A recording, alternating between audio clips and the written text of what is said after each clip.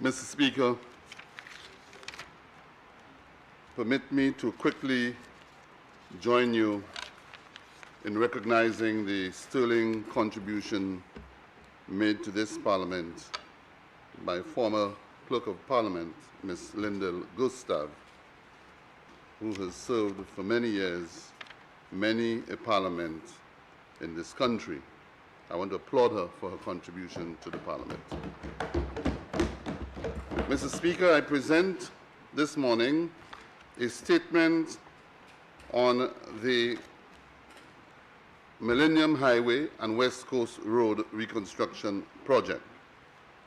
Mr. Speaker, the Millennium Highway and West Coast Road reconstruction project represents a significant infrastructure project initiated to rehabilitate and upgrade approximately 40.2 kilometers of existing roads, together with associated drainage, retaining structures, bridge replacement, road realignment, and roundabout construction. The project is funded by a grant from the United Kingdom Caribbean Infrastructure Fund, UKCIF, with counterpart funding from the Government of St. Lucia. The project funding is managed through the Caribbean Development Bank, the CDB. The expected project outcomes are A, increased efficiency, resilience, and road safety of the Millennium Highway and West Coast Road, and B, improved maintenance and planning regime for the road sector in St. Lucia.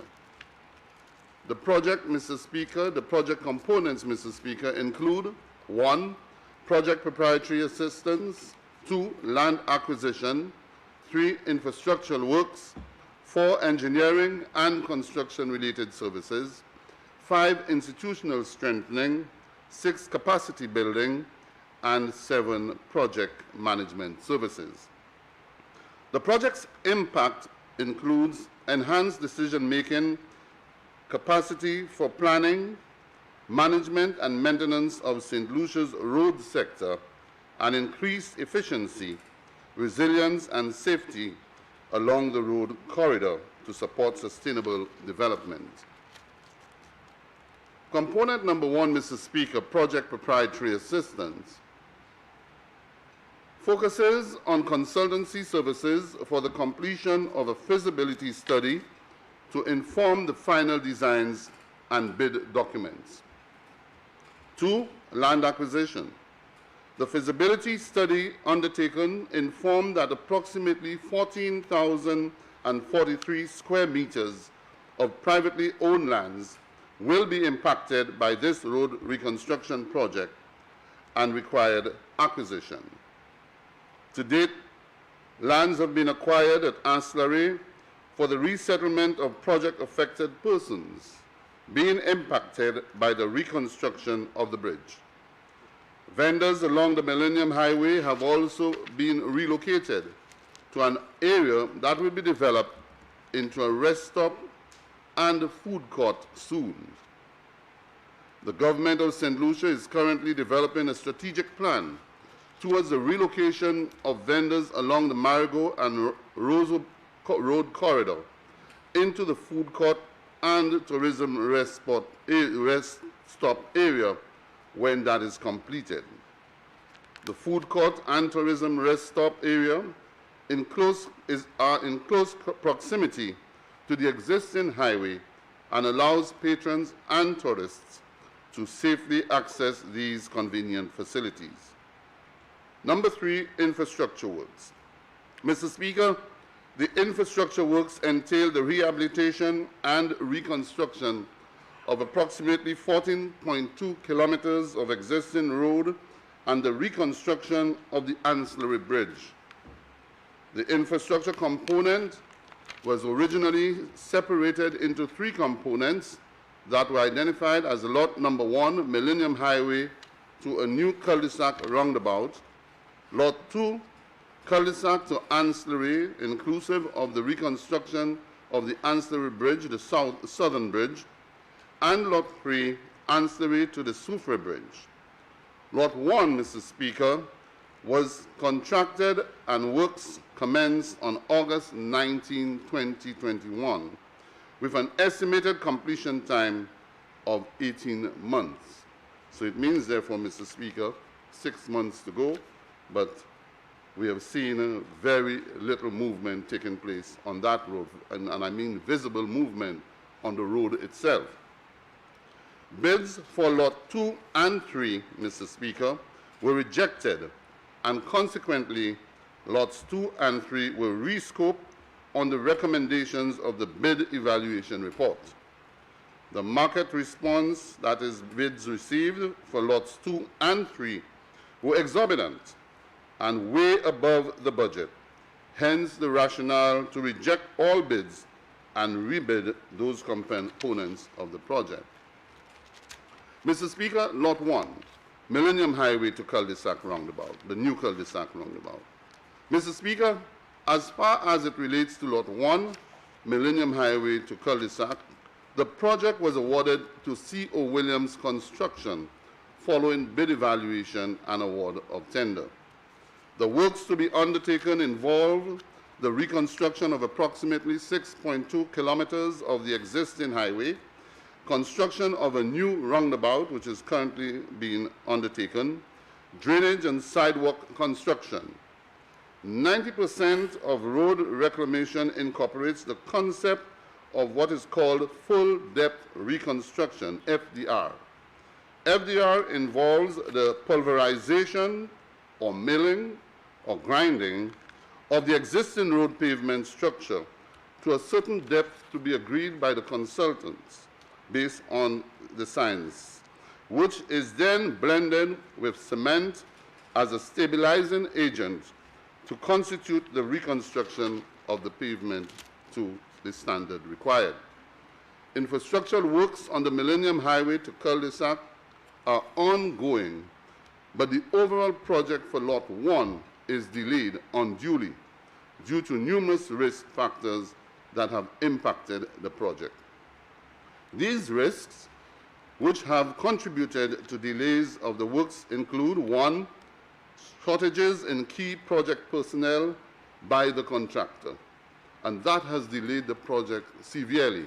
The failure of the contractor to be able to present to the project, to present to the bank and the consultant the competence and capacity of a project team to undertake the project, that has seriously delayed the project.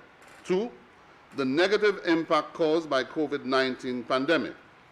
And 3, the difficulties being encountered by the contractor in achieving the relevant requirements for materials as per contract specifications in a timely manner, to name a few, and also the breakdown of equipment. Mr. Speaker, in such a scenario, a contractor selected by the consultants or the team should have presented sufficient evidence of their ability to undertake the project in a meaningful and significant manner.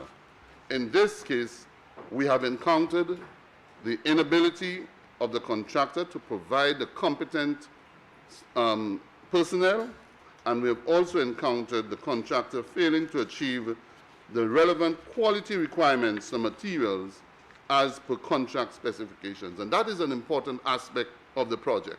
We do not go on a major project of this nature without fulfilling the requirements of the contractor to ensure that the road for which the government of the United Kingdom is gifting us meets all international standards. Notwithstanding these delays, Mr. Speaker, which I've highlighted early on, the Department of Infrastructure, Ports and Transport has decided to work along with the engineering consultant and the contractor to implement a corrective action to the works so as to achieve the time for completion, which is very, very tight at this time. Given the delays currently being encountered and the resultant impact on the overall schedule for the delivery of the Millennium Highway to Cul-de-sac project, The ministry has strategically refocused the delivery of this component of the project into 3 subcomponents.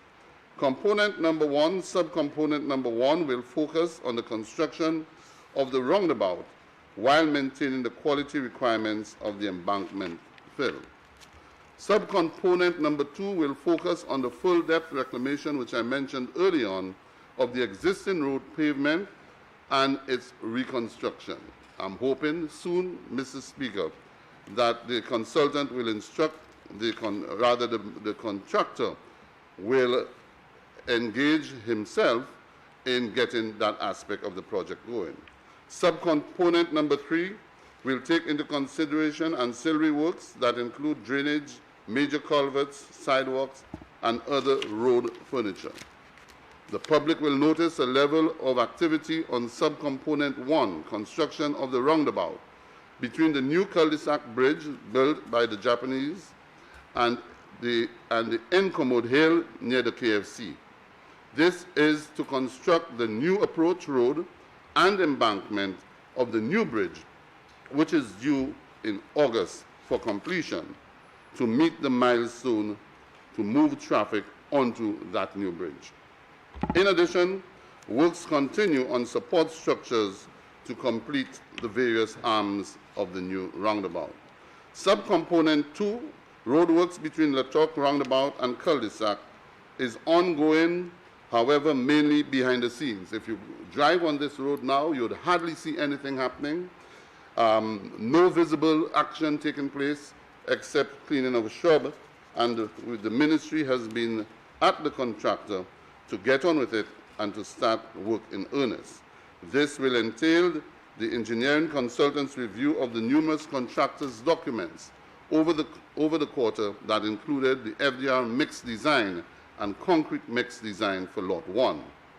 Within the next 2 weeks, Mr. Speaker, the contractor is expected to mobilize onto the roadway between Latok and cul-de-sac pavement to begin trials of the FDR. In other words, before the contractor actually commences that process of remilling the road and getting it tested in the laboratory, a trial strip will be allowed so as to test the material being done by the contractor. This will entail use of heavy equipment, resulting in traffic disruption and delays, as well as some dust nuances. Works on this subcomponent, Mr. Speaker, of the project is expected to accelerate in August 2022. Works on subcomponent number 3 entails thus far repairs to rubble walls and some drainage improvements.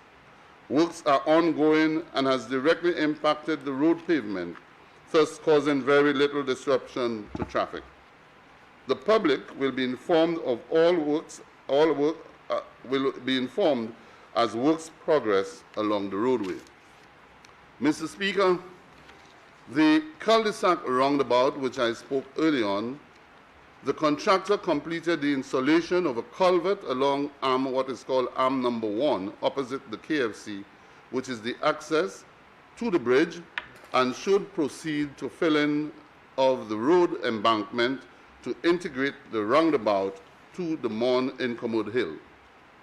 Arm number 2, which is the East Coast arm exit, construction of the toe wall to support the road embankment is in progress, and a reinforced concrete base was cast in the course of last week on the northern limit of the East Coast Road and adjacent to KFC southern boundary.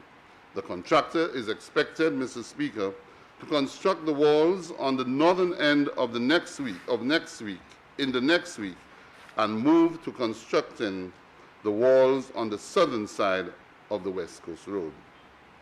Arm number 3, Mr. Speaker, of the roundabout integrates the cul-de-sac JICA funded bridge into the roundabout.